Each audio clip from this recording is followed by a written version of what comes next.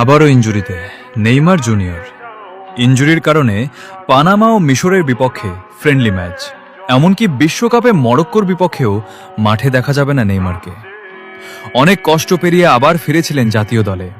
চোখে ছিল নতুন স্বপ্ন, পায়ে ছিল আবার ব্রাজিলকে আনন্দ দেওয়ার ইচ্ছে।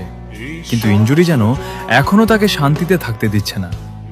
একটা ইনজুরি কাটিয়ে ফিরতেই আরেকটা ইনজুরি আবার তার পথ আটকে দেয়। মনে হয় ফুটবল যখনই নেইমারের হাসিটা ফিরিয়ে দিতে চায়, ভাগ্য তখনই তাকে আবার কাঁদিয়ে দেয়। 2 থেকে 3 সপ্তাহ মাঠের বাইরে থাকবেন তিনি, আর সেই সময়টুকুতে কোটি ভক্ত শুধু অপেক্ষা করবে কখন আবার জাদুকরটা সবুজ ঘাসের মাঠে ফিরে আসবে।